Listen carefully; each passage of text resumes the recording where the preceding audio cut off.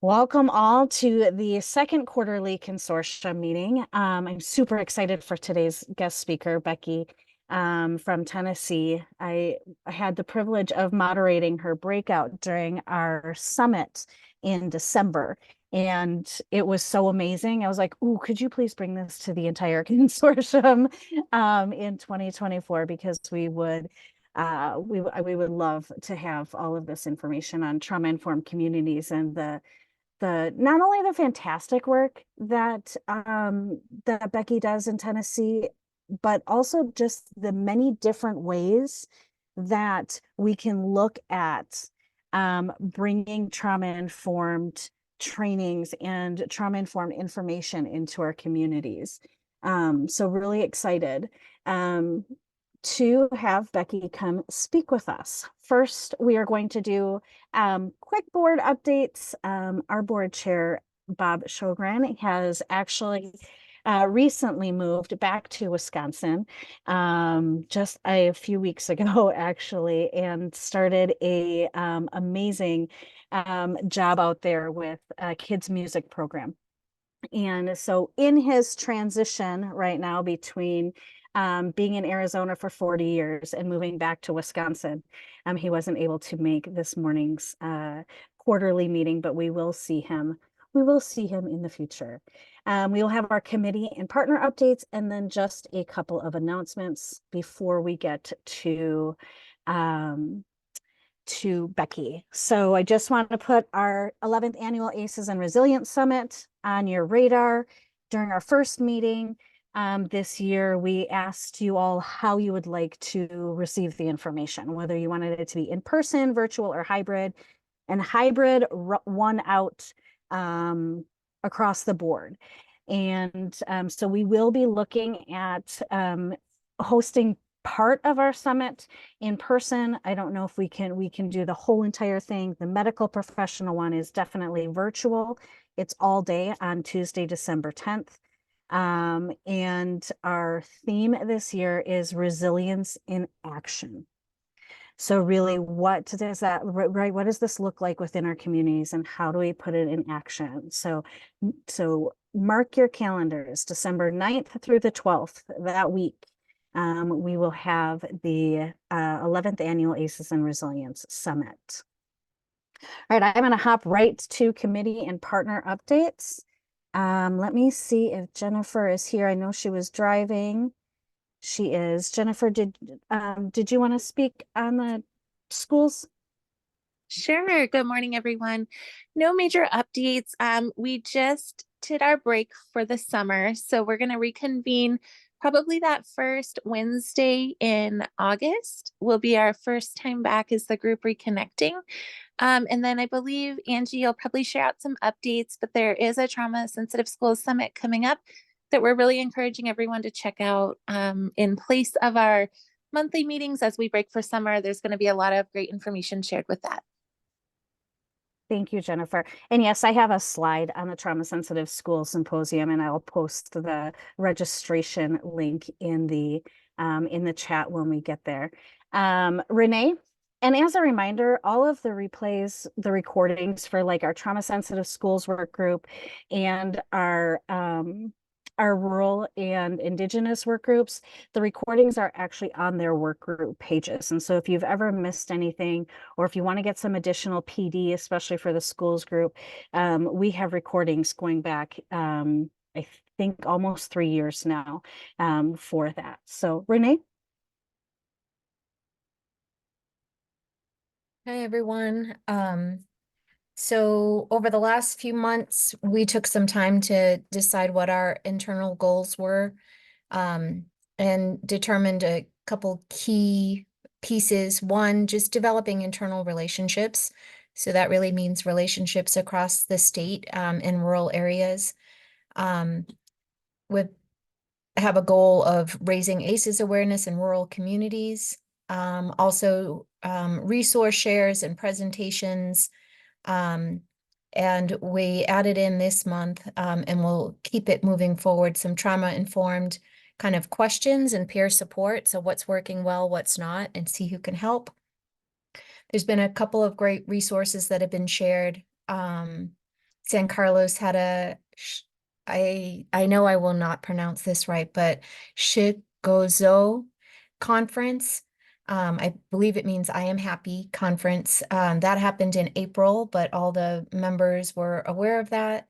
There was a great report shared that could be an asset to any of you writing grants, particularly on Indigenous nations. Commission on nativechildren.org /reports /the way forward. So it's a pretty extensive report and could be found valuable to a lot of folks writing for grants in tribal areas. We also had a presentation by White Mountain Behavioral Health Services in their school enrichment program. They have school enrichment life coaches that work with students. And I thought that that was a great frame, something that kids could learn from. They do it during class or during school hours, either during lunch or recess. And they're paired up for a while and they've seen some amazing results. So that was great to learn about. We had our meeting yesterday and we took time to review the azaces.org for the resources. So just really explored what those resources look like, how they were set up, how to navigate through it. We had some peer support questions around outreach and terminology and continuity of trainers. Prevent Child Abuse Arizona noted that they have their conference coming up in June. And as of now, we will not have a June meeting, so our next meeting will be June 17th, 12 to 1 virtually. And I will put my email in the chat just because my email has changed. So if any of you on this group had one email for me, let me just put in my new one and make sure you have it. But yeah, I'm excited to be working with the group, and it's honestly, it's brought me a lot of hope being able to see what's happening in some rural communities and some things that really our whole state could learn from. So it's been pretty cool. Renee, I put your new email in the chat for them already. So that way you did not have to worry about doing that. And thank you for all the work that you are doing in the rural community and bringing all those voices together. Yeah, I love having your updates and being able to share that information out. Sabrina in the communications group, I know that she wasn't sure she'd be able to join this morning. Let me double check. She is not here. Their June-July newsletter is going to go out next week. I believe the communications group works on monthly bi-monthly, every other month newsletters. And they do agency spotlights, and they also do like training spotlights. So if you have something that you would like the communications group to share with our members in that newsletter, please reach out to Sabrina. Also, if you would like to join that work group, you can also email her, and she will get you the information of joining their meetings. Renee also put that report link in the chat for anybody who wants that link. We also sent that out through our members' emails as well. All right, Miss Sandy.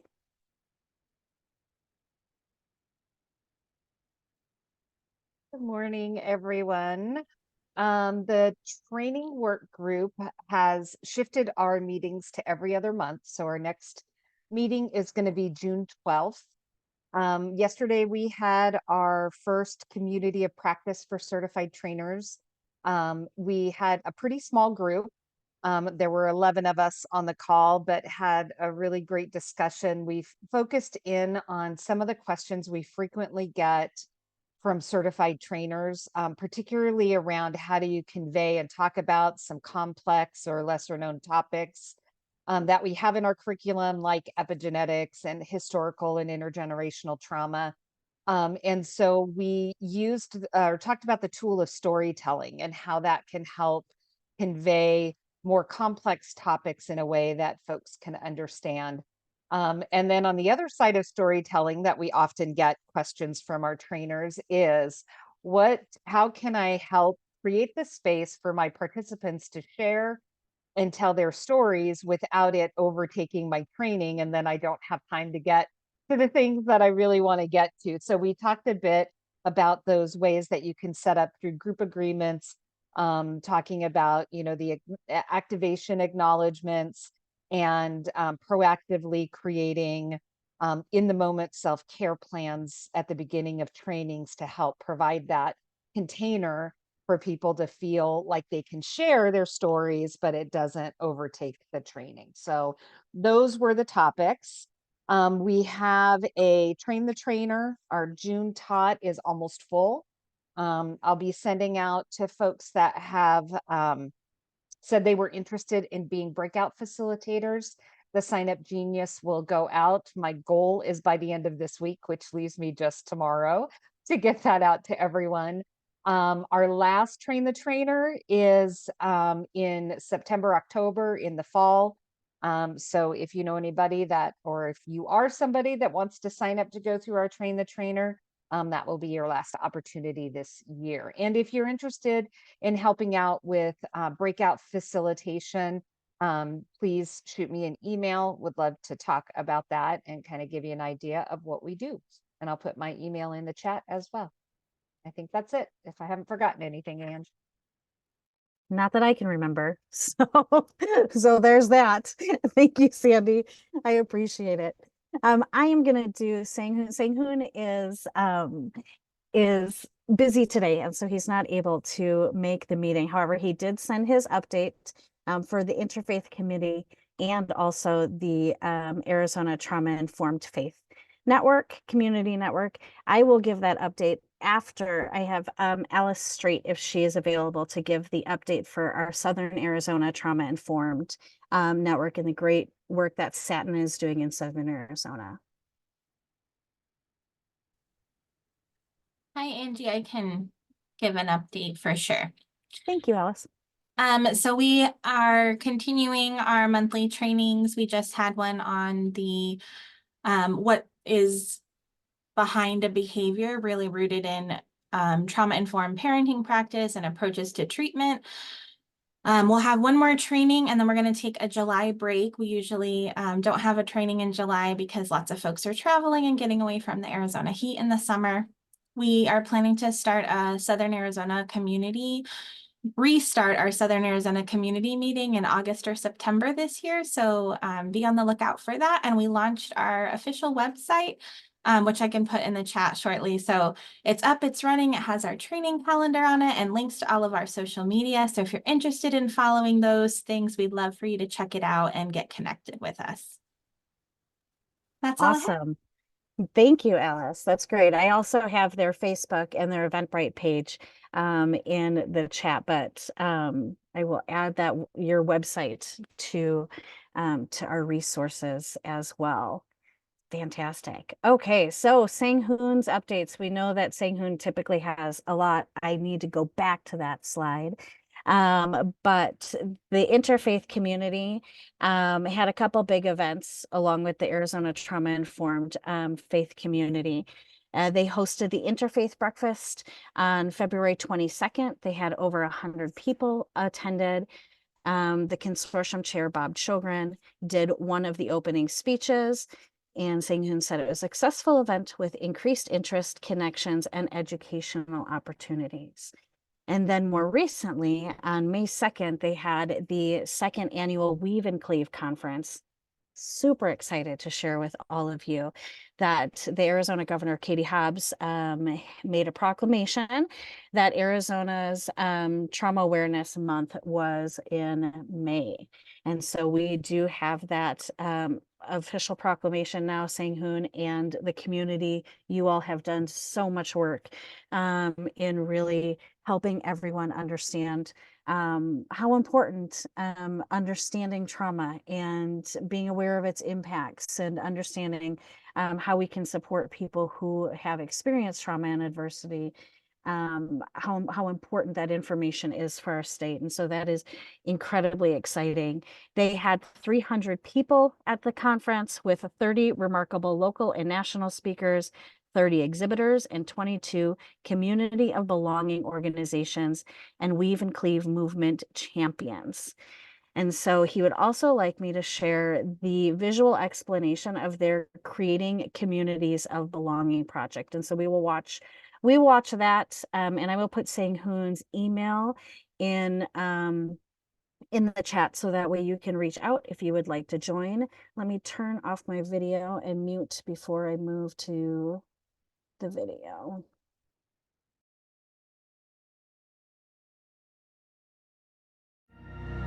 I was hurt and wounded leader. I became suicidal and I almost gave up everything. And I went to DC for the conference and I met the trauma-informed care movement there. Trauma-informed care, in a nutshell, is experiencing healing for yourself and then walking somebody else through it. It's looking at a person with a lens of what happened to you, not what's wrong with you. I founded the Faithful City, and out of that, creating communities of belonging is an effort to train others with a trauma-informed care lens and bring together a variety of organizations who want to implement it. One of those organizations was First Christian Church, where Chuck and Kathleen are pastors.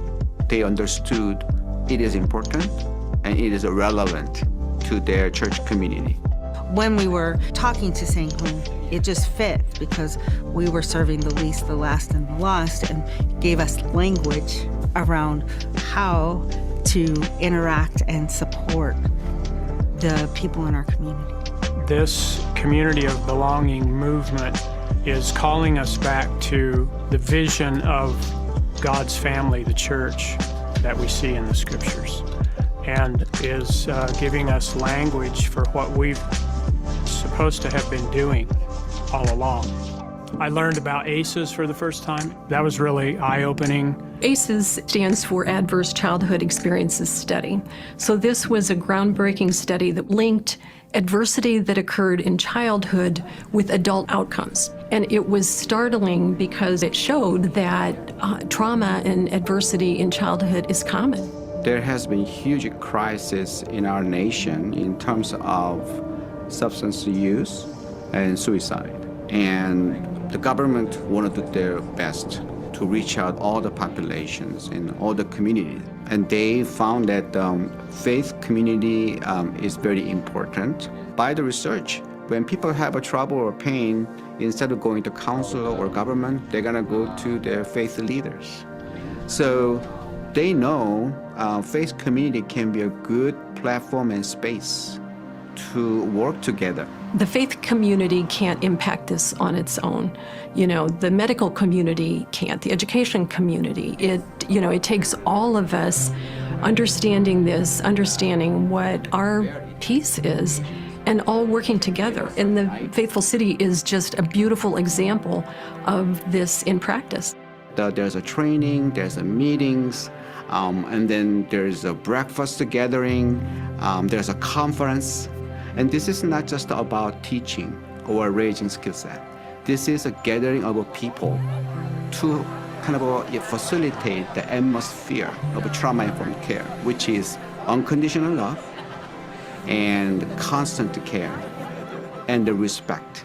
I think the community of belonging is a place where we can all coexist, no matter what your race, religion, sex. We can all come to a place and feel like we're not alone. We can connect. It's about building relationship, right? And we can't heal without relationship. So the community of belonging gives us that place to where we can connect with others. The answer is community. The answer is coming together without judgment and finding people where they are, finding what they need, and being there for them. We want to see the whole society going to be changed with this movement. So we are promoting or facilitating systemic culture change. The timing here is critical. I think we're kind of at a pivotal point in our society. There's so much unrest and there's so much, physical illness, mental illness, so much strife. What I have certainly found is that change takes time, and it takes commitment, and it takes just showing up, even if you get discouraged and you don't feel like you're making big progress. I don't know that there's any more important thing that we could all be doing than working together to support one another and support our community.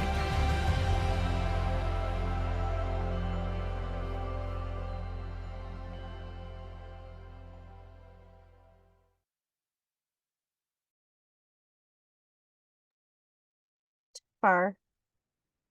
Oh, I love it. And I will put um, Sang Hoon's email in the chat in a minute, so you can reach out if you would like to join either the interfaith community or the trauma-informed faith community. So we have two announcements before I turn it over to Becky.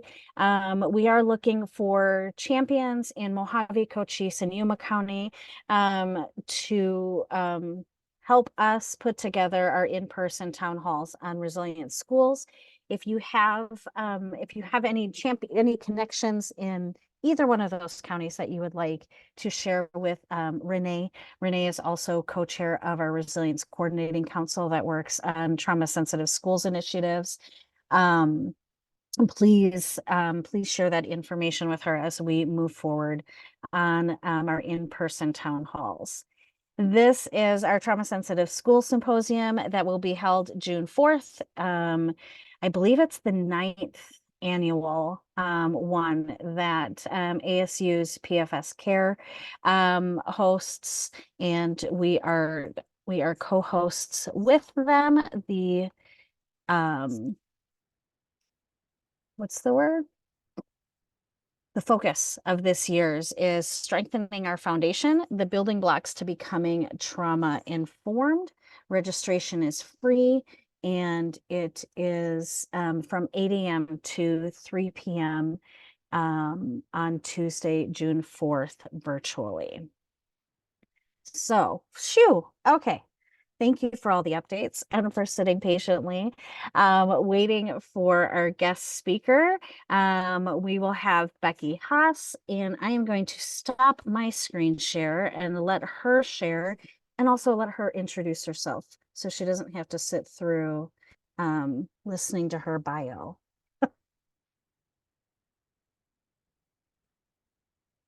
You're muted, Becky. Okay. Let's see.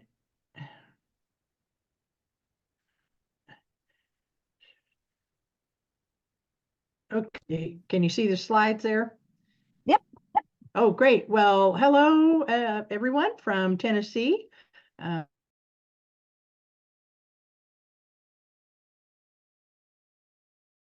Continue to grow. I have been really pleased to just watch you all in my national work that I do. I was out there in 2019 as a guest with Sang Hoon and met he and Marcia. Spoke at the Faith and Trauma Conference, and again, just applaud the great work that you're doing. I'm going to share today about work that I helped to pioneer in Northeast Tennessee. And I just kind of want to, in my congratulations with you all, one of the update speakers mentioned this, or maybe it was Marcia in the video, that this work it can be hard at times, but it takes a group of committed people to stay with it. And I certainly have that sense about each of you and your commitment, your updates. But I was really pleased last year to be in a grant and help to coach 10 North Carolina counties in developing this. Started with a 2-day workshop last summer in Durham on building out your coalition, building in all the sectors, getting them in, and then the second day on moving from trauma aware to trauma competent. And doing this work now 10 years, and now nationally the last 4, what I really love to see is how this work is maturing. So thank you, Angie. Thank you, Consortium members. I'm really honored to be sharing today. In 2012, under President Obama, Eric Holder, his Attorney General, they were tasked with doing a report on violence, children exposed to violence. And what's interesting is in the opening quote, or opening, hold on, I'm going to hide this. Oops, I was going to try to Well, I don't know how to do it. Anyway, I was going to try to move this little thing. Anyway, in the opening page of that report, they had this quote from, uh-oh. Oh, goodness gracious. I'm like, do this as a living. Excuse me. Apologize. I actually hit the, oh, I hit the, there we are. Hit the quote. Sorry about that. Anyway, in the beginning of the report, they had this quote from 1979, Surgeon General under President Jimmy Carter, which I think that might have been the first election I ever voted in. But the Surgeon General 45 years ago said that our highest priority as a nation needs to be looking at violence and violence against children. So I just want to chime in today in my sharing that, as you all well know, we are long overdue for a national awareness campaign, and you certainly have a robust state campaign similar to public health initiatives on seatbelts and car seats, how smoking causes cancer, so smoking cessation programs and hand washing prevents the flu. And I think maybe to credit why it's taken so long is now we're no longer in the dark leading this work. Now we understand more about the science of trauma, adverse childhood experiences, and then in 2019, the positive childhood experiences study came out. So by shining a light on these resources, we can, and many are, including Arizona, creating resilient and healing-centered not only communities, but organizations. And so kind of a formula that I've worked around is the information as far as advocacy, and then education, and then implementation. More and more groups that reach out to me for a training or a keynote. It's all around how to do practical. What are strategies for police? What are strategies for judges? Strategies for classrooms? And I'll tell you in a minute, as a part of my story, really how I kind of got my feet wet training such a diverse group. So we have the information added to practice and implementation, and then that's when we begin to see the transformation take place. And so as I work with groups to help maybe frame up how to begin to be an advocate about this in your community, I like to try to give you some talking points. And a lot of the work now, it's helping people get there quicker. Some of us that started earlier as Sang-Hoon, Marcia, and some of the other leadership in Arizona, me in Tennessee, we felt like we were building the car while we were driving it. And occasionally the door would fly open and we hold on tight, but we just stayed with it. But more and more now, there is a growing number of good practices and good trainings. Some of the published works that I've been in, thanks to a lot of good PhD friends. I don't always read publications that use my work as a citation. But the other day, I noticed an email from a Danish researcher, and I opened it up, and he had done, and his team had done a literature review from 20 years on publications around ACEs and trauma science. And he found in that report that in 2014, there was no publications, but in 2021, there were 45. And so it was really growing in interest and traction and sustainability, which is so exciting.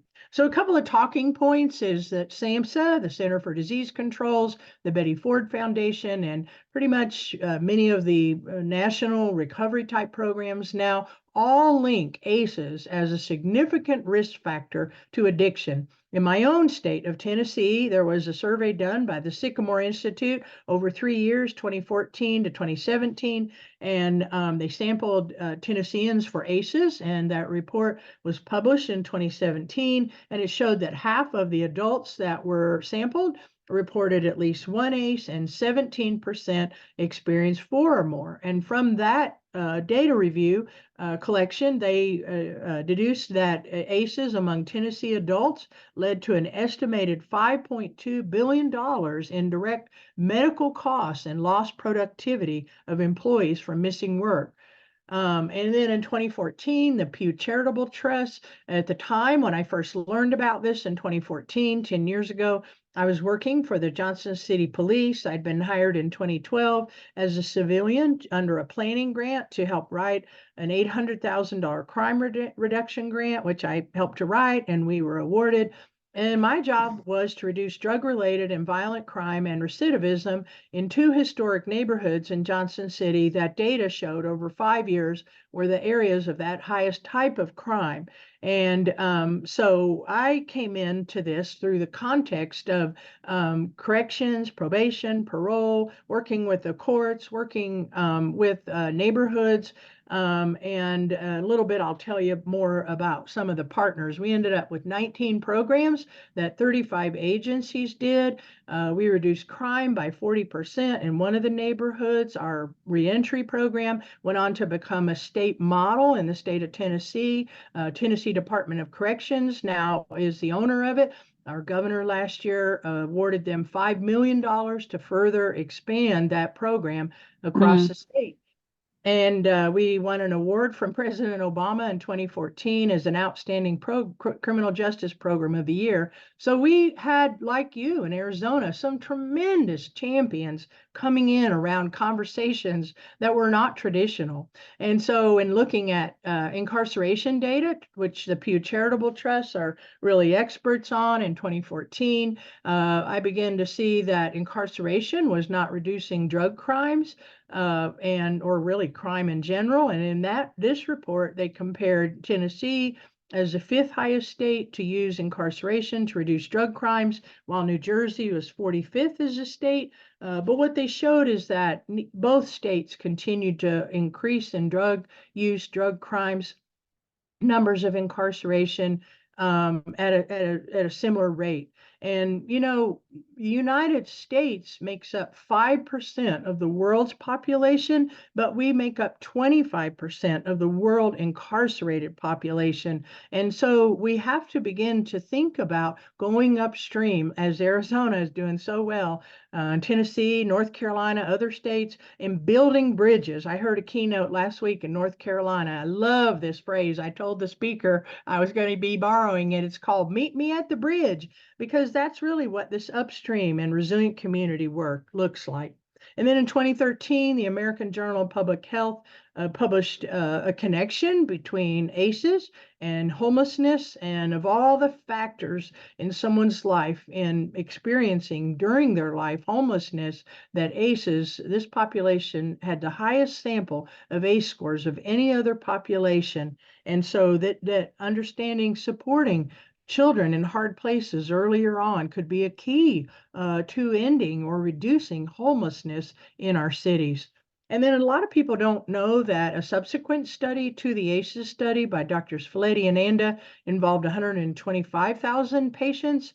And what they did was, just in this short amount of time in a regular physical or exam, they introduced some of the information about ACEs as a part of their medical history. And just by involving that in conversation, they began to see a 35% reduction in doctor visits among these individuals and an 11% reduction in emergency room visits over the course of the year. And so we talk about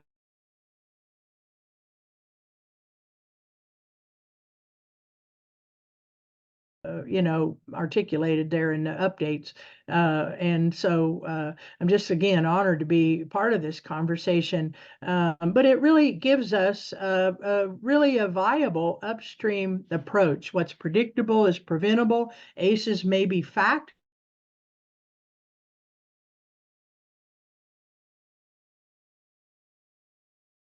Is that a man was fishing out in a Tennessee river and enjoying the day and the good weather.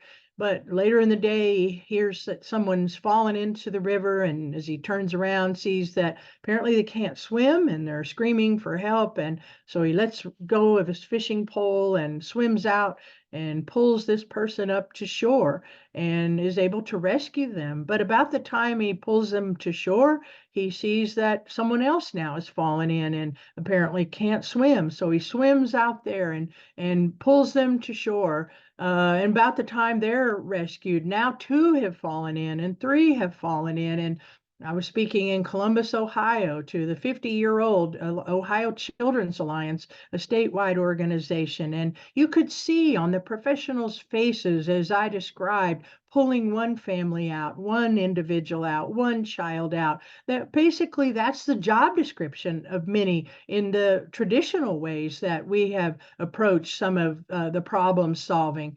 And so now it's getting dark and the weather's cold, and the gentleman who's been rescuing folks from drowning is exhausted, and he doesn't think he could keep it up through the night, and it doesn't look like it's going to stop, the number of people falling in. So he sees someone on the road and asks if they'd run up and see why.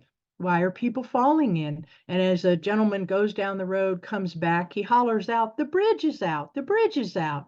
And so communities, as I know you know well in Arizona, that we need to focus some of our trauma-informed work on healing environments and helping people in recovery or transient populations, indigenous, LGBTQ, folks that have endured a lot of group trauma, historical trauma. We need to have those healing environments on this end of the bookshelf, but we also need to be working up here on this end of the bookshelf and helping to slow down these feeder systems into the challenges that many communities face.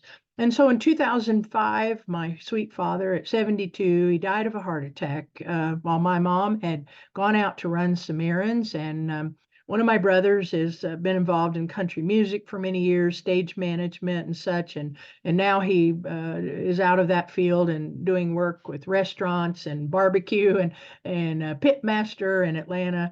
But he took a year off of his work after Daddy died and worked with Vanderbilt to raise some money to put out more AEDs. And what we've seen over the last 20, 25 years since AEDs came out, when a bus station, in a school, in a college, we see this highly fine-tuned medical equipment being used by non-medical professionals to save lives. And that's really what we're doing as we go out into our communities. See, trauma-informed is, we so value our mental health experts, but I've never traveled to a city or a community yet, or a school or a college that said, we've got all the mental health services we need. No, I don't think we're really going to ever see that. But while we value that, and that is so necessary, what experts now know is that by creating trauma-informed, resilient communities, that a large percentage of trauma can be mitigated by resilient communities, by caring police officers, by caring empathetic school teachers and preschool workers and park and rec and all across the spectrum. And I love this little saying, and I say it often, is that when you do trauma-informed work, your working can be therapeutic while you're not the therapist. Excuse me, need to get a drink. My husband always says, honey, it'd be good if you'd have been a fish, because you would never had to breathe while you do presentations. You just keep right on going. So when I work for police, I help many neighborhoods start Neighborhood Watch. And what Neighborhood Watch is basically extra eyes and ears to, you know the goings on of your neighborhood, and a strange car comes in, or maybe people that you don't usually see, and and that's a good time then maybe to call 911. But the police are not staffed enough in any community that they can have a car in every neighborhood. But Neighborhood Watch has been very effective for decades now. And so resilient communities are along the lines of the same idea, that we're involving more of the community. In 2019, Johns Hopkins published the Protective Childhood Studies, or Positive Childhood Experiences Study. And after surveying about 6,100 adults in Wisconsin, what they found is that, again, though ACEs may be fact, they aren't fate, and that kids that experience positive experiences during childhood, when they grow up as adults, if they do have a mental health diagnosis, they will seek support and get care. And we know that adults with mental health challenges or diagnoses, if they seek support and get care, they're going to have greatly improved outcomes.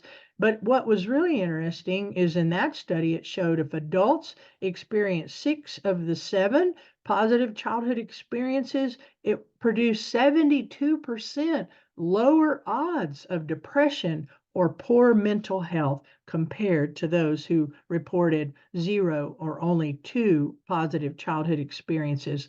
And those positive childhood experiences, I don't have them in this presentation, but were things like feeling you could talk to family in a crisis. You felt you belonged in high school. You were involved in celebrating community traditions. So in 2014, while I was working for the police, SAMHSA had a recommendation, a 21-page concept paper, and I think a lot of the slides have the citations that you can find. But among many things that they talked about in using a trauma-informed approach, they made this recommendation that communities should address trauma through a multi-agency public health approach, inclusive of public education, awareness, prevention, early identification, and effective trauma-specific assessment and treatment. And one thing I want to encourage you and this consortium today is when I read and learned about ACEs and trauma, heard Dr. Folletti speak, and here my job is reducing drug-related and violent crime and recidivism for felony offenders and active addiction, winning an award in our community by the president. And nobody had talked about the connection of childhood trauma until I later wrote a grant for a domestic violence program, a family justice center. And I felt like that the most important thing I should have known about crime reduction and recidivism was an understanding the connection of the childhood. So when I learned that SAMHSA now said, take this knowledge about trauma and ACEs and train your town, I literally thought, not being a mental health expert, not being anyone with a kind of background in this, just I've got a training background over decades, but I literally thought SAMHSA was hollering out, last train, and I'm jumping on, and everybody knew about this. Well, not so. So I got busy writing trainings. The first thing I did is I got a big notebook and put tabs in it of all my 35 agencies, because I just knew that this information needed to be shared with my town. But what I did for a couple of months was I just read, were there any programs in juvenile justice and housing authority, libraries, corrections, probation, parole, policing, and I literally filled that notebook up. I often say that my notebook is not nearly as steamy as the movie The Notebook, if you've ever watched that. But it got the job done. It fully convinced me that there was a way that programs in every discipline could use a trauma-informed approach. So then I took my notebook and I went over to East Tennessee State University, because I thought, if I'm going to train my town, and I had no budget, the chief of police said, long as you don't, keep anything comes behind on your 19 crime prevention programs. So I'd go in at 6 in the morning to make sure that everything was coming along, just to make I could have a little bit of room in my week to do training. And I presented my idea to some of the university faculty, and many of them appreciated it, high-fived me, but nobody felt this should get in, except my friend Dr. Andy Clements in psychology. And I reached out to SAMHSA, got a draft training in 2014 that was just being put together on using a trauma-informed approach. And though it was an 8-hour session, I kind of melted it down to about a 3.5 hour, because we felt it wasn't practical for individuals to come to that type of training. So fast forward 3 years later, and 4,000 professionals in our region trained in the basics of trauma and ACEs and using a trauma-informed approach. We wrote to SAMHSA in October of 2017 and said, hey, your concept paper of 2014, could we host a webinar next year of all the cities that are doing that? And that's the first time we knew anything special had happened in Johnson City. They wrote us back and said, we don't know anybody that, we know people are noticing it and beginning to implement, but that Johnson City stands out as a model. So in 2018, we hosted a forum. We had 2 first ladies come, Chrissy Haslam, who was in her second term as our first lady in Tennessee, and Tracy Quillen Carney, who's the first lady of Delaware. She still is the first lady of Delaware. She's going to be, her husband John this is the end of his second term, so they'll be going out. But they came along with people from SAMHSA and 20 states and we told our story, how that we had trained cross sectors, physicians, police. But then what I began to see is sectors wanted a deeper training. So I began to write really just for my community what it looked like for judges, what would be a bench card, or what would guardian ad litems do, or CASA workers, or police officers, or juvenile justice. And so in that forum that day, we had about 16 professionals just popping up like popcorn and sharing what they were beginning to do in their field. So Mrs. Carney left there in September 2018. In October 2018, Governor John Carney signed Executive Order 24 to become a trauma-informed state. And I'm super humbled to have been to Delaware now 8 times, 2 times at her invitation. I'll be there this summer in August training the Delaware State Police in my trauma-informed policing training. It's actually the second time that I've been there to train them. It's paid for by the Delaware Department of Education, and they are doing trauma-sensitive schools across the state, and they realize now we have officers on most our campuses that are functioning under a ground zero kind of a mentality, zero tolerance kind of policy. So though our schools are softening up with that trauma-informed approach, we needed our officers to be trained. And Miss Carney was very kind to write a small foreword for a toolkit that Dr. Clements and I co-authored in 2019 for the Children's Department of Tennessee Department of Children's Services on how to build a community of care, how to build out a cross sector. And I was so humbled that she talked about a science-based, goal-oriented, sustainable shift, and that her taking this to Delaware was inspired by the work in Johnson City. And so it takes, in getting started, really only one person. And I can say that just by lived experience. And I know from being in and around the work in Arizona and reading about great things you all do. And actually, Sang Hoon has become a dear friend. He already texted me at the crack of dawn to tell me he wouldn't be joining today. He's just the Energizer Bunny. But just seeing the work that you do, I really feel a kinship with you in the fact that you share this information with a sense of urgency. So rather than just information for the knowledge sake, there's a sense of urgency in Arizona, as well as in communities that I work with, about getting this work going. So here's the toolkit that we did. It was around 3 steps to help build out resiliency in your community. In 2020, we received a publication by Johns Hopkins in their journal Progress in Community Health Partnerships, Research, Education, and Action, where they recommended the toolkit as a practical tool for any community. And so here's the things that we did to advocate. And you all, I feel, are way past this step. You've been doing this now for years. But we started doing film screenings in the library and civic groups, anywhere that we were given an open door, show Paper Tigers, which at the time I had to pay $300 for a license to show it. Now I think it's on Amazon Prime for a couple of bucks. And then the companion film, Resilience, and then Healing Need, Tonir Kane's story, which SAMHSA made a documentary about around 2006. And there's about a 25-minute portion of it on YouTube. And we would get on agendas in community forums and civic clubs, and pretty much anywhere we could have an opportunity to begin to share. And then the more that we begin to advocate, community organizations wanted training. So that's when we got the SAMHSA course, the draft course, and created a shorter training. At the same time, under the leadership of our governor, the Haslams, they were rolling out Building Strong Brain Tennessee. Now it's actually called Resilient Tennessee. And I see that in a lot of states, moving away from the focus of the word trauma to more resilient, healing centered. But I became a trainer in the first cohort of Tennessee Building Strong Brain Trainers in 2017. And so now we had education to share.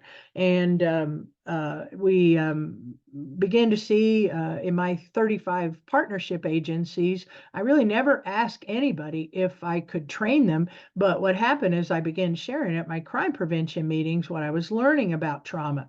And one by one, they all began to want training. And then the next year, they all were reaching out to Dr. Clements and I to come again. And we realized we were never going to make any headway if we just did the training the same groups.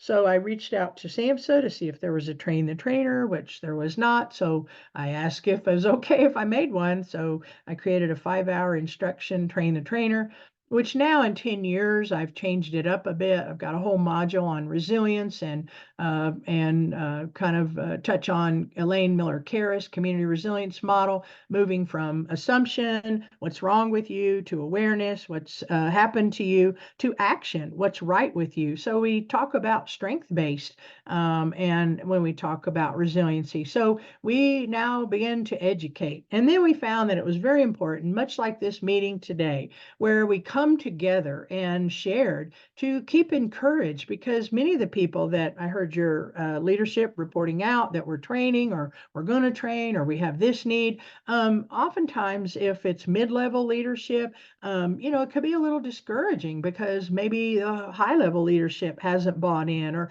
I have heard your former governor as well as your current governor coming around these topics. So that is really exciting. But sometimes it's this kind of work, consortium work, that really helps to keep the worker bees, so to speak, really encouraged. So we would come together every other month and we would have a little continuing education, and we would talk about success stories happening. And we found it was very important to keep the messaging simple, urgent, and make sure everyone that is trained, there's an expectation to use and to use it, put it to work. And we found in our collaboration that it was helpful that we didn't try to require legal documentation, like between a university and a healthcare. In our experience, we felt that kind of would bog it down. So we just said, hey, if you've been trained and you have an interest in keeping up this conversation, come out and join us. And they did. When we wrote the toolkit, we had 40 organizations from the healthcare system to the university to police, housing authority, library, park and rec, all represented because of their interest in this growing work. And so here's a few things that I really am so proud of my community. And I often say when I share with communities that I just went around handing out what I call the glasses, the lens to look at the programming through a trauma-informed lens. And then I'm sure you've experienced this in Arizona, but the champions then will arise, what they do with it. So the first group we trained was Boys and Girls Club. I've served on the board there many years, recently just stepped down because the day of the board meeting is also a day I could keep my 2-year-old grandson. So I said, board meeting, grandson, board meeting, grandson. It didn't take long, to decide, for now at least. But they are truly an example of a trauma-informed program. It's in all of our job descriptions. It's in our new hire orientation. We have therapeutic art they're doing. We have all the board, when I was a part, knows about trauma-informed. When our vendors come by, like Food City or Pepsi, the vendors are asking about things. And this is a photo here of the calming room, the Treehouse Calming Room. That's at the Boys and Girls Club, where kids can go and kind of reset on behavior and then get back out and enjoy the afternoon. And then this was one that we talked about it so much. The state librarian in the state of Delaware, she said, you bring me those librarians. So I took a trip to Delaware with librarian one time, and our police program met in the library, okay? And that's just because it was a free space for my monthly crime prevention meeting. But librarians were joining our work because librarians know at 11 o'clock at night when they cut the light out that they have maybe a runaway teen, staying in the, just in the back asleep, or they have a young lady with 2 toddlers asleep in her lap because she's experiencing violence in the home. And your librarians know that. And so we started seeing our librarians go to work. How could it become more resilient? They started mindfulness coloring for the seniors. They started serve and return reading groups, and still in 2 counties, Washington County, Carter County, which is where I live, preschool reading in our libraries are doing serve and return. They're teaching parents how to build straw brains, or grandma or foster parents, whoever brings a young child in. They're teaching the value of things like reading that can help build a brain that a child will go to school and can help them to flourish. They started creating some take-home bags. Then they started a hygiene drawer at the help desk, getting social work interns. They started a homeless outreach closet and blessing bags that came in from the faith community that had things like wipes and snacks, and all of this happening in a library. And then a couple that are dear friends of mine, Corey and Rhonda Paulson. Corey and I used to work in healthcare together. They went to PATH classes, and they learned at the last class, the DCS worker said, this is where you'll pick up the child transitioning into foster care. And it was in the office of DCS. And Rhonda had been for years the cheerleading coach at a small college, Milligan College. And Rhonda never really expected that children were sleeping in the office of DCS at night while they waited on placement. So Rhonda and her husband got a vision for a little house that could be a resource for DCS. And the first one opened in 2017 in the county that I live in, Carter County. And now there are 55 homes in 20 states. I've never seen anything as a local community that individuals get more excited about. And this little guy here, he's Isaiah, and he is now a part of the Paulson family. He was their first foster child, and they had the opportunity to adopt him. So their slogan on their posters, their t-shirts, their hoodies is that love, you're not alone. So that on a hardest day of a child's life, they can have a warm bath and a snack and a playground and toys to play in and stories to be read, while the DCS has got a desk there and able to try to work on things. But you know something that they've uncovered? Now they've had children in those homes where it was supposed to be just a few hours, as long as 45 days.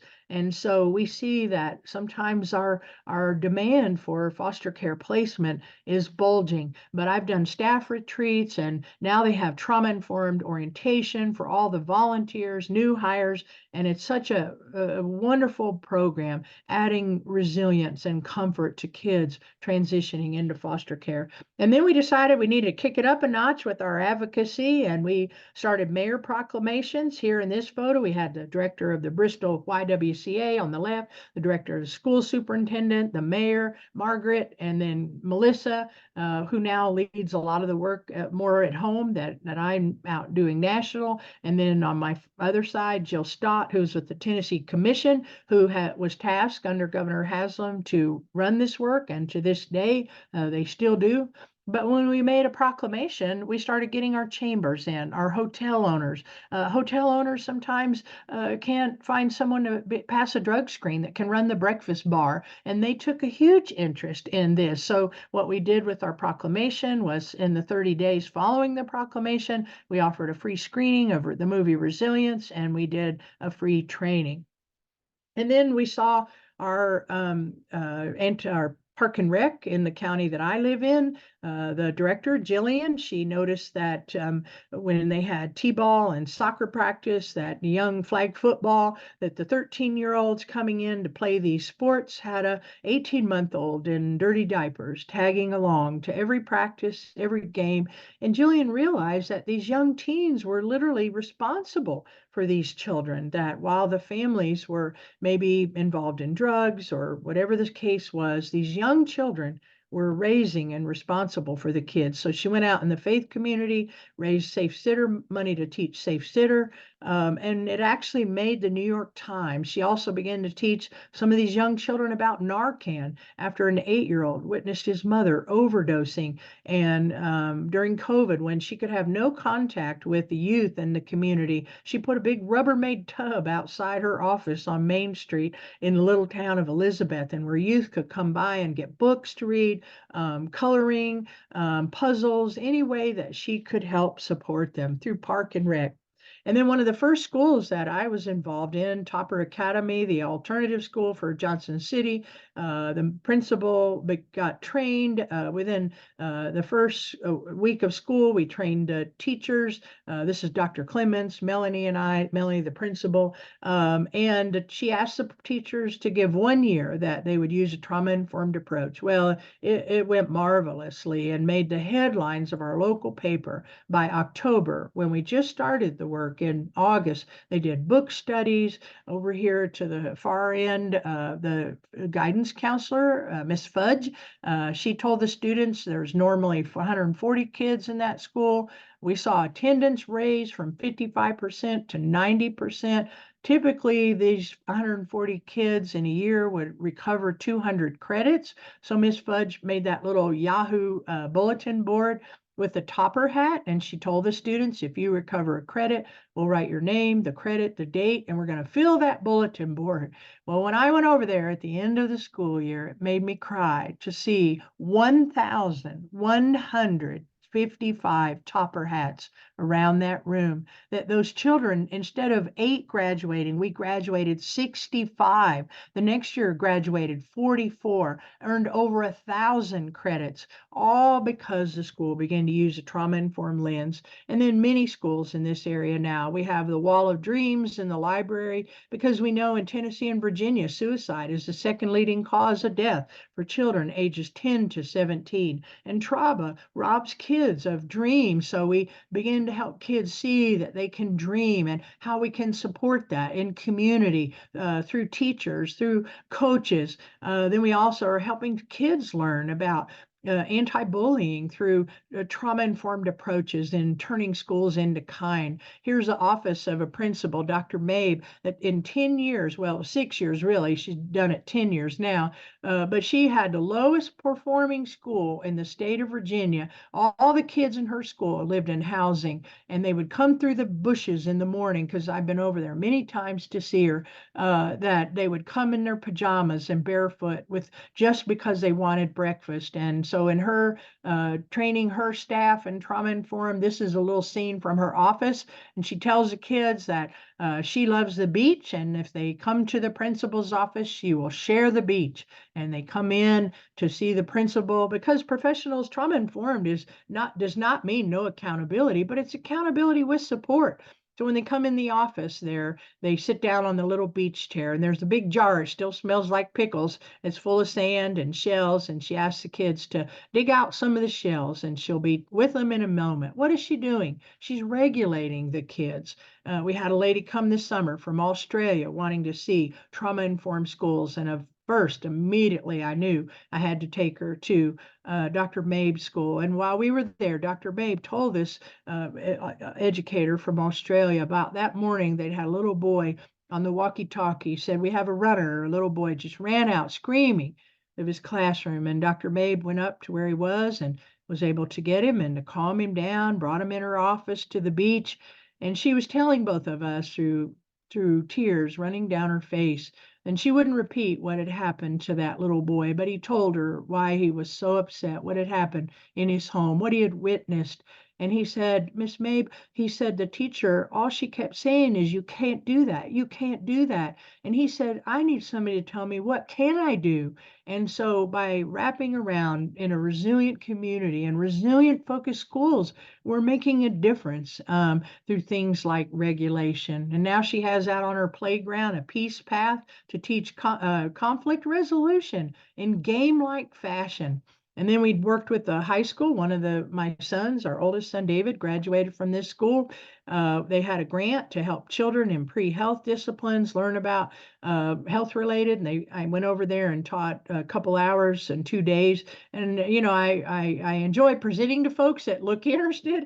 But boy, these 11th and 12th graders, I felt like I was talking to maybe cinder blocks. And on the very end of my second session, I said, thanks for your attention. And do you feel like anything we talked about is relevant to your high school? And it was like a dam burst. And they began to say, oh my gosh, yes, we know about this student and this student. And they took me on a tour that the grant was paying for a counselor to come 2 days a week. And that counselor was the only room they had left to put the counselor in was a bona fide mop closet. And it had string mops, mop buckets, sink, and it smelled like mops. And those young people said to me, Miss Becky, would you want to talk to a counselor on the worst day of your life in a mop room? So they got permission from the principal to have the custodian let them in on their Thanksgiving break. They raised money, bought a little couch, went to Lowe's, got paint samples.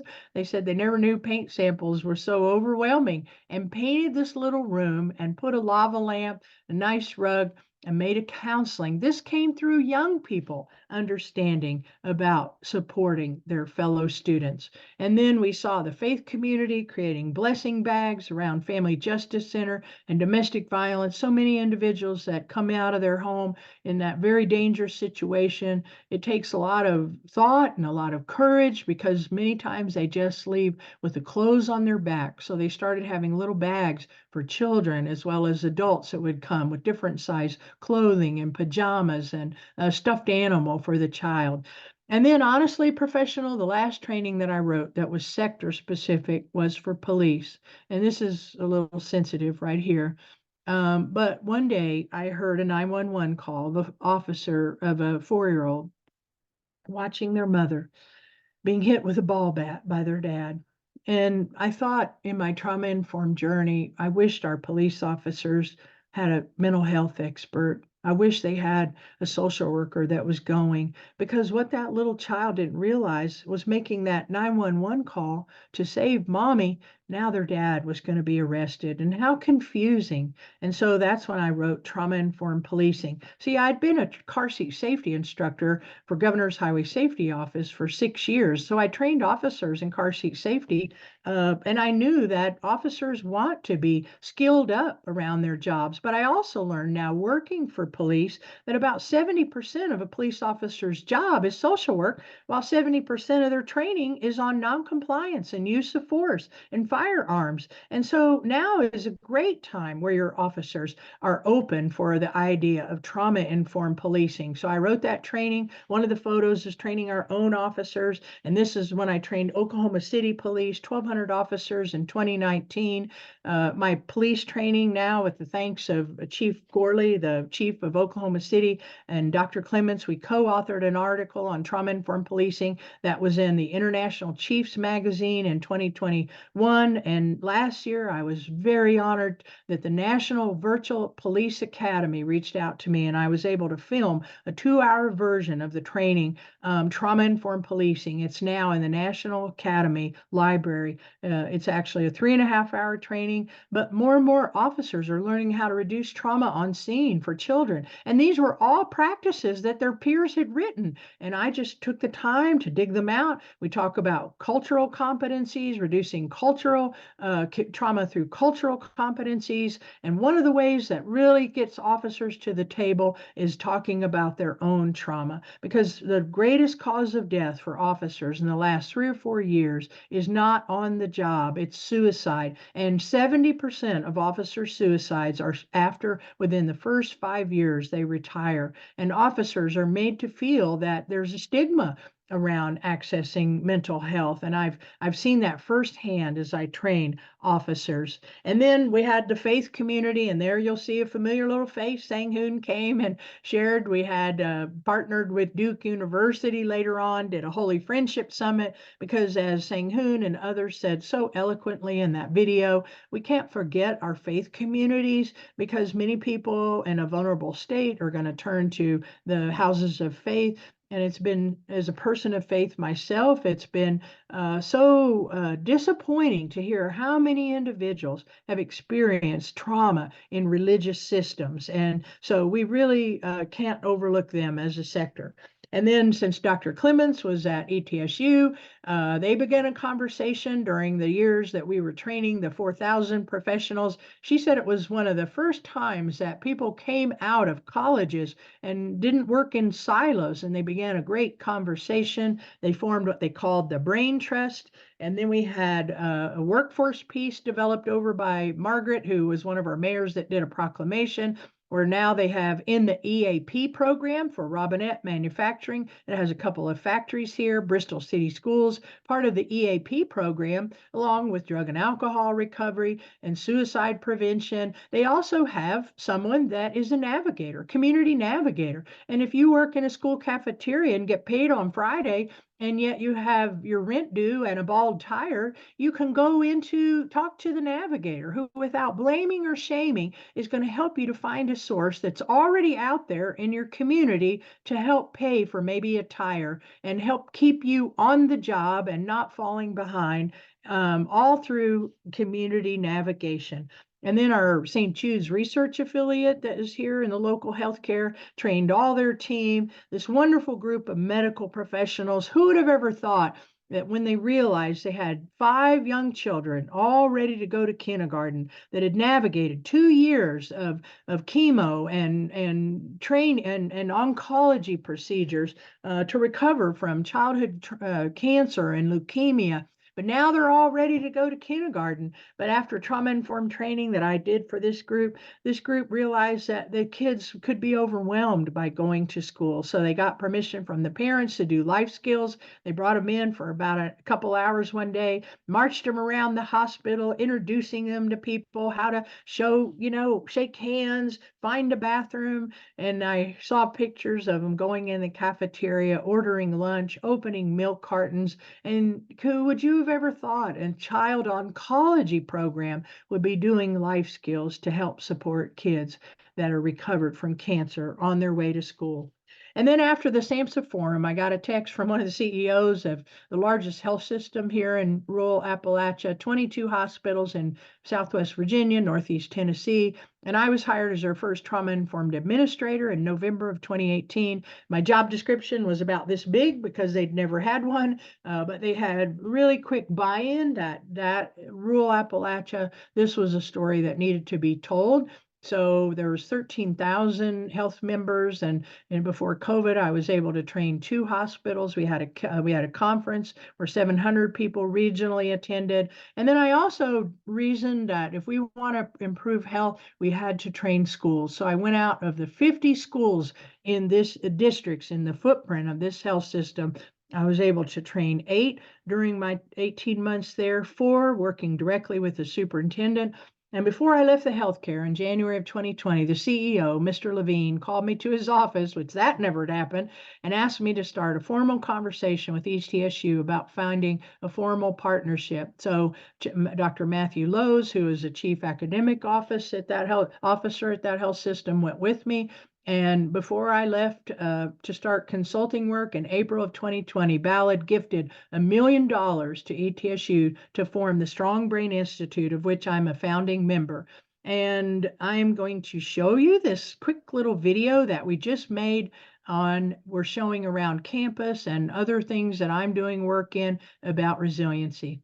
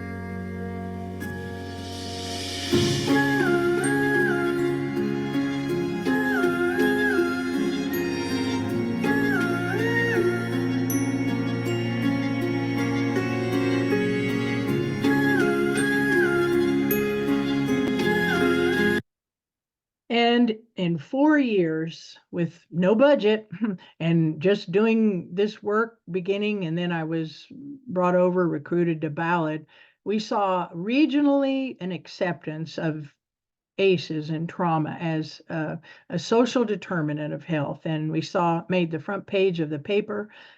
Jane Stevens, who was the editor and founder of ACEs Connection, PACES Connection, the online journal. She, when I shared that with her, she said, "Becky, that's the first headline I'm ever aware of this topic in this work." And so now, as I go about with this messaging, never in a million years, Arizona. And again, it's just an honor to be here. I mean, I just had coffee this morning with a girlfriend because now it's afternoon here. But she laughs because it's more likely I would have gone to the moon than I would have experienced the things that I'm sharing with you today. So because of a lot of the cross-sector trainings that I wrote in Tennessee in 2020, Governor Lee, our new governor, signed executive order to have a handle with care law. So now 95 counties across Tennessee are rolling out the handle with care program. Tennessee Association Chiefs of Police had me to record my police training, as well as I did a teacher training. I train a lot of police in person. This is Cumberland County Police, this squad car. And after the police were trained, the SROs had a friendship with a car dealership who made a donation to the SROs, and they felt like they wanted to have wraps on all the patrol cars that go to the school so that it would create a sense of belonging of the member of police that belonged to that school. So they have these wonderful, beautiful cars now that are wrapped with this. And then this was 2022 when I was in Delaware first, training the Delaware State Police in trauma-informed policing. That was funded by the Delaware Department of Education. Dr. Susan Bunting there in the middle, the Commissioner of Education, now is retired, and I'll be back there in August. This was our article in the International Chiefs magazine on increasing empathy through trauma-informed policing. And this is really a short video. What I'm doing now, just hopping through some of the sectors of Judge Tepper, who just retired 30 years on the bench in Florida. Florida now leads the nation in 33 safe baby courts. Tennessee is running hard to catch up. We have 15. One's opening in my town here soon. These operate to help children that are growing up in homes that maybe a father or mother is not involved, and it's wraparound with parenting classes. When I was in North Carolina last week presenting, they announced their very first safe baby court. So here's about 3 minutes of Judge Tepper in my interview with her on why judges need to know about ACEs.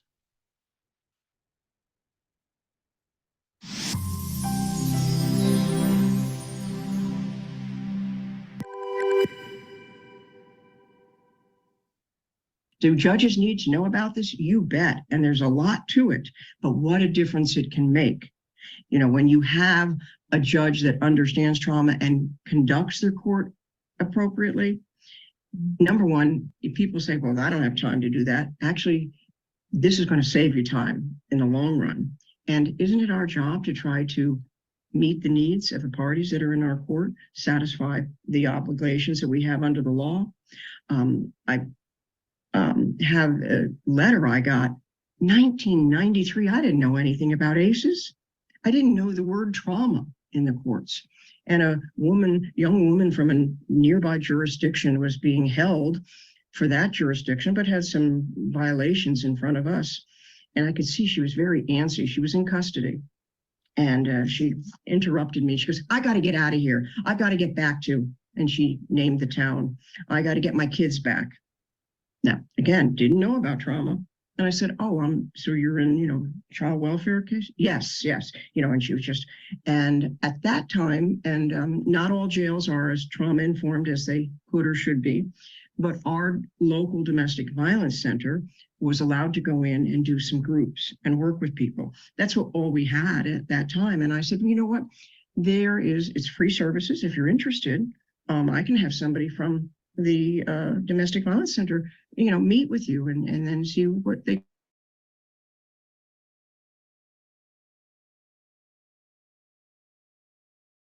nobody had ever before asked her anything or wanted to meet any of her needs. And she had been molested since, for 20 years off and on, and she would run away and she was in the system, but nobody ever thought to ask her what she needed. And it was just a very fine point.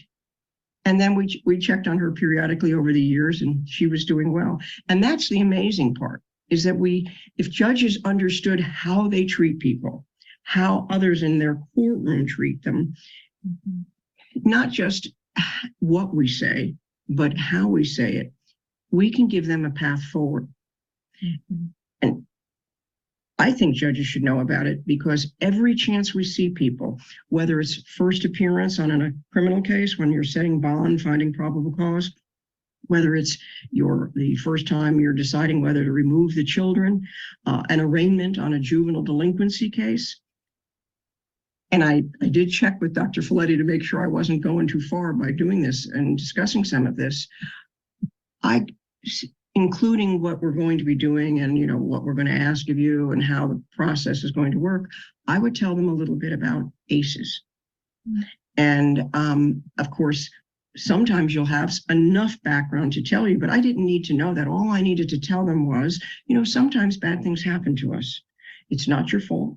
It's nothing you could have done to have changed it. And I said, so, along the way, we want to try to see what we can do to help you heal. You're entitled to heal. And with my juveniles, I said, and by the way, if you want, I can have somebody talk to you while you're at the detention center. And before I know it, I'd have male and female juveniles crying and wanting to talk to somebody. And it's a start. It's an acknowledgement. It's the validity. Nobody ever believed them. She is such a champion in this work. And then Texas Department of Juvenile Justice, I've been doing work with them a couple of years, 54,000 children a year going through the juvenile justice system. So I've been twice at their Chiefs Conference speaking about how to use a trauma-informed approach. Last year, I talked about roadmaps and moving from trauma-aware to trauma-competent, and how you can put this as a fixed culture, where this is not something that is just a one-time one and done with training, but it becomes culture. And then the other photograph is Williamson County in Texas that has won a national award a few years ago. They became TBRI, trust-based relationship. I've been trained in that, Dr. Karen Purvis. They began to bring training to their staff, and some of the things that they started doing as a juvenile court there in Williamson County, the youth were escorted into court through youth engagement specialists. So they had some youth mentors that could help be another relationship with the kids. And they were not using handcuff or restraint unless there was a serious safety issue. They had the availability of sensory items in the court, therapy dogs. Judge Tepper, she used therapy dogs. And if I had more time, man, the stories she could tell about custody hearings with people wanting custody of children and children having to testify in front of them. And these were people that had violated the children, and what a difference having therapy dogs brought in. And then we saw that in Williamson County, expectation of judges, understanding to show respect, limited adversarial type arguments in the court, making eye contact, check-ins, validating feelings, treating those in the court with dignity, and then judges, attorneys, prosecutor, juvenile justice, all trained and trauma-informed. And they have a community consortium as well. And I was there in 2023 speaking to 12 school districts on how to support kids and youth through trauma-informed schools. And then this past year, or last Friday, I wrapped up a coaching contract with Cumberland County Schools, which is in Middle Tennessee.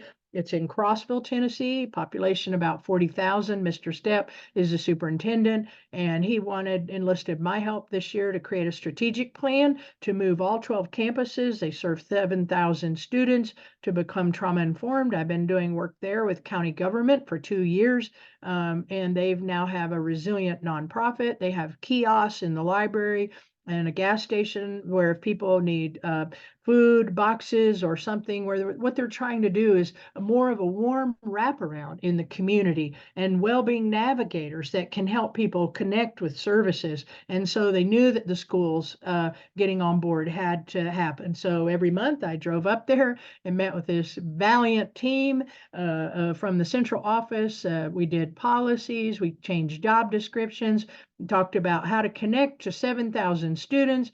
We wrote an exercise for the bus drivers to connect to the kids.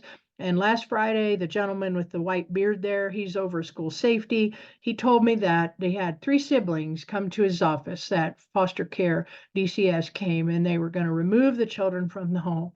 And they said in his office, Mr. Magnuson, could we just go live with our bus driver?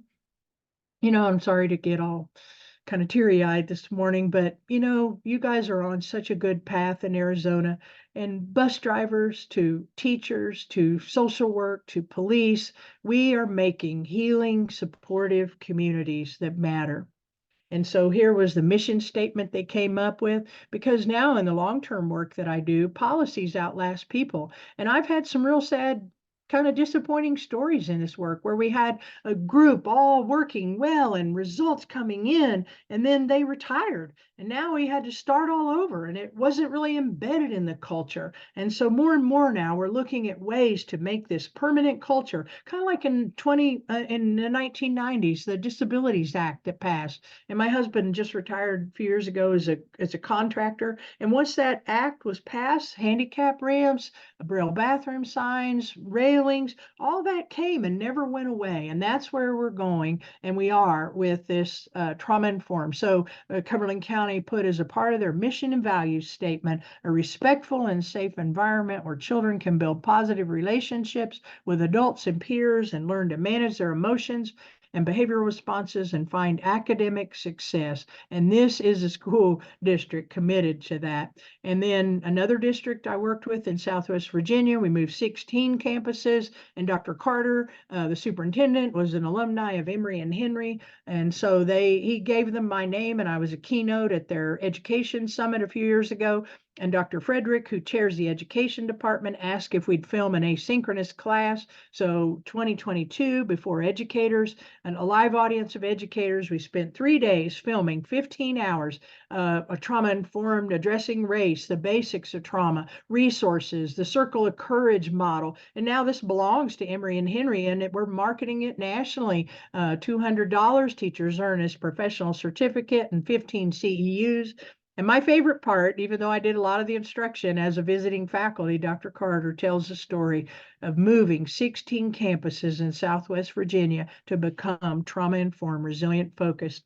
And one of the health departments here regionally, the 8th largest in our state, reached out to change their culture after working with them a year and trainings, environmental scans, walking through. Some of the ways they implemented it was changing up signs and clinics to be more welcoming. They added succulents and greenery because during the pandemic, they realized they'd let the yard work go to pieces, and they put in diffusers, they added music and relaxing scenery. And one of the big wins working with this health department over years, their protocol had been that if a victim, a woman with children, came into the clinic and said she was experiencing partner violence, they called police. And when we were on our trauma-informed journey together, they did that. And when the woman went home, there were 4 officers at the house, which, if you know about domestic violence, that put her in a very, very dangerous position. So they partnered with the Branch House, which is a domestic violence program that came in. They rewrote the protocol, they redid the training, and now they're preventing re-traumatization when a woman comes in the clinic and is experiencing violence. They also added updates to their website. Now new hires, it's in the job description. They watch the ACEs primer video, and all the new hires, they have a training video that the staff watch within the first 96 months of employment. And they made the front page of the paper when we did a progress report. And we also, the chief medical officer changed the algorithm, adding some adversity questions to the screening tool so that immediately in the clinic, the mother with children connects to services. And so I'm on a 5-year grant with the Tennessee Department of Public Health, was awarded to the ETSU Ballot Health Strong Brain Institute to create a designation And so in our first year, we created what it would look like. We hired a navigator, and now we found out through marketing that organizations weren't running across the state to become trauma informed. So the marketing group suggested we change it to Better Workplaces Tennessee, which we did. Now we have businesses going through this, earning this designation, and now we're evaluating the process. And one of the things along the way in this work is that we felt like people that promote this work also have to talk about the benefits of it, because we can't just announce we're becoming a trauma-informed organization. We have to also talk about the benefits. And then in 2020, I was really pleased to co-found the Resiliency Accelerator globally with Dr. Warren Larkin of the UK. And the UK, the Wave Trust, has a 70-30 initiative to reduce the effects of ACEs by 70% by 2020. And Dr. Larkin and I have had as many as 14 countries join. We're both kind of busy right now, so we put a pause till fall. But the last one I conducted by myself because he's in a big grant, time sensitive. And we had Australia there, New Zealand, Tasmania, the UK, Scotland. And we were talking about moving from trauma aware to trauma competency. So I am going to yield the floor, Angie. That's my contact information. And again, high fives to friends in Arizona. And I hope that some of the things we shared today encourage you on. Phew. I think we can all take a collective breath from that, but so many different ways looking at bringing trauma-informed information and training into all different sectors. And I think that's one of the reasons I wanted to bring you to the consortium, right? Because one of the issues that we always get is, how do we implement this? Like, we know that, trauma affects children and adults, and we get all of that. But how do you actually implement the trauma-informed practices in there? And there are just so many different examples. 2 questions so far, and if anyone else has questions, please feel free to come off mute, raise your hand, put it in the chat, whatever is most comfortable for you.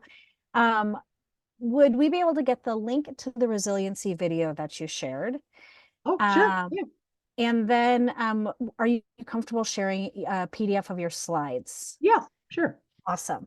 Then I will send those out with our follow-up email, which will also have the YouTube link to have the recording for this training, because it was a lot of information. Any questions for Becky?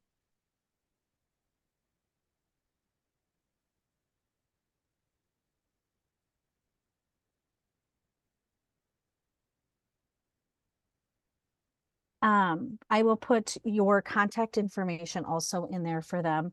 It was a lot of information, so I can imagine we're processing. Jess, I saw you come off mute. Did you have a question or comment? No, sorry. I accidentally hit it. I apologize. No worries, no worries. I just didn't want to pass over. Well, Becky, thank you so much for bringing this presentation to the large group again. Oh, Sarah has a question. Do you have any advice for gathering support from communities that might be a bit more spread out or less cohesive? Good question. Well, and where we are, it's such smaller real estate, in size.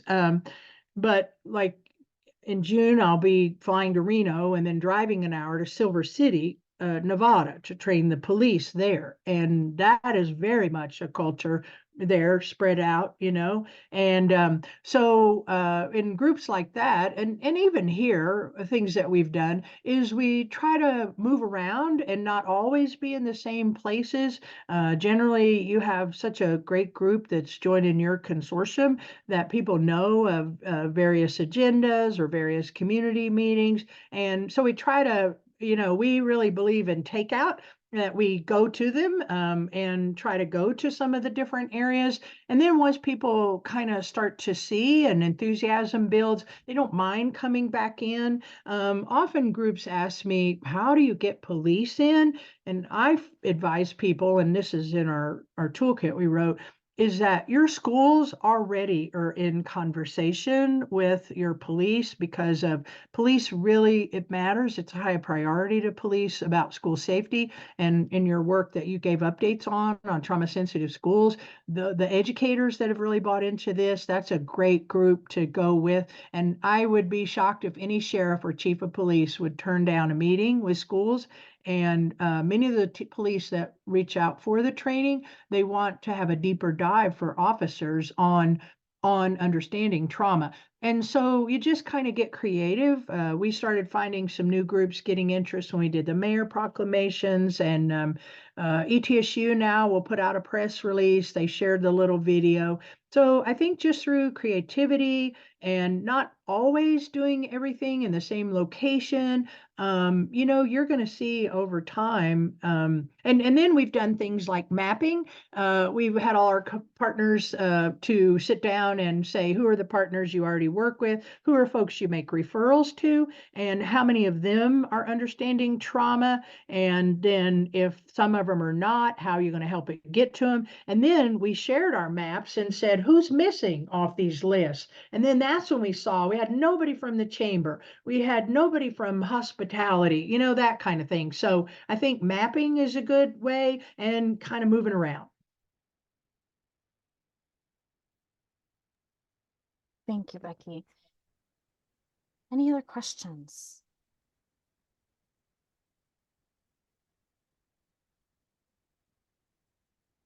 Okay, thank you again, Becky, for taking time.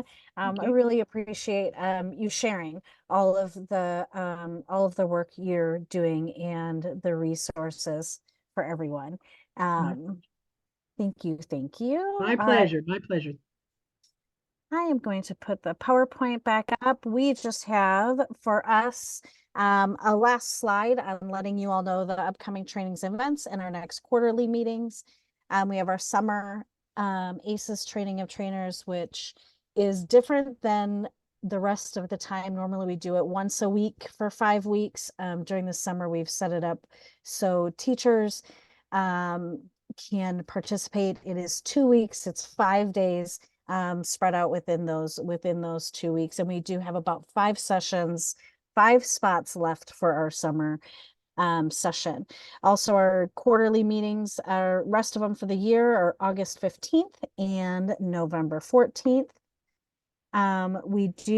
We are on all social media platforms, which we are trying to do a much better job of actually posting on our social medias. So you can go to aces.org/social media, and it has the links to all of them on there if you would like to join us and share that information across your networks. One thing I did not create a slide for, but I wanted to mention is that through the work that we have done with the Arizona Health Improvement Plan, and ASU and ADHS, we have created a community of practice playbook on having communities of practice for mental health and well-being. That playbook really is how do we have communities of practice on mental health and well-being? What are the considerations that we need to take into consideration, right? And how do we work within our communities and really have our communities be the ones that are driving this work, right? And I think, Sarah, that speaks to the question of, having that community of practice and how can we get the different members within the community, especially when we do have all of that space and not as cohesive together, bringing them into a space to have these. The consortium will host the pilot community of practice on culturally responsive trauma-informed practices and having community of practices. Look for registration for that. We plan on doing it the second week of July, but our July is pretty full. And so I think we will be moving it to the first or second week of August. That community of practice will be for direct service providers and community members.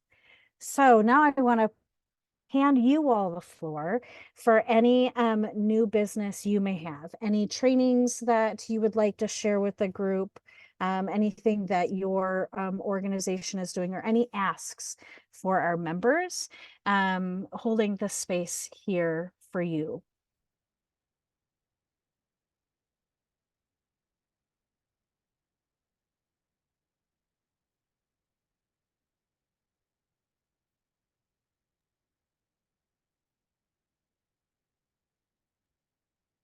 I know I Nobody's- said it earlier, but I think I'll just say it at the end too. If anyone has particularly education contacts in Cochise, Yuma, or Mojave, please email me. Thank you, Renee.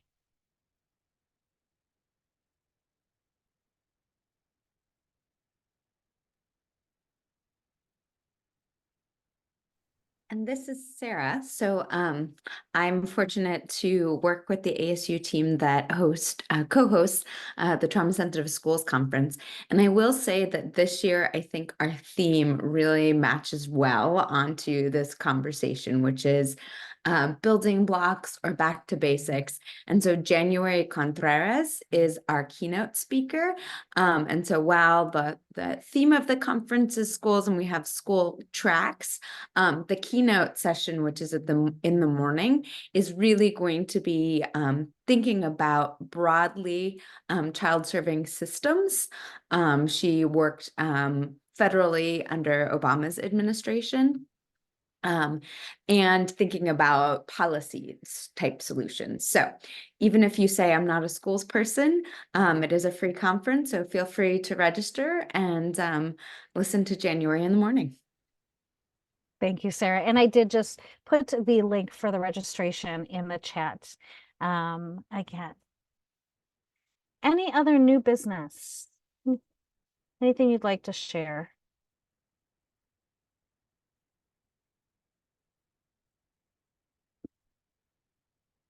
Okay, well, as always, we are here. If you do have things that are coming up, please share them with us.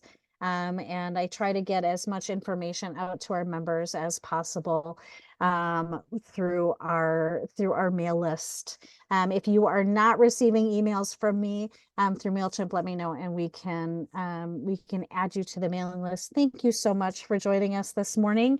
I hope you all have, I know we still have one more day for the weekend, but I'm already preparing. So I hope you all have a fantastic and restful weekend. And thank you again for all the work that you all do around the state. Have a great day. Thank you, Angie.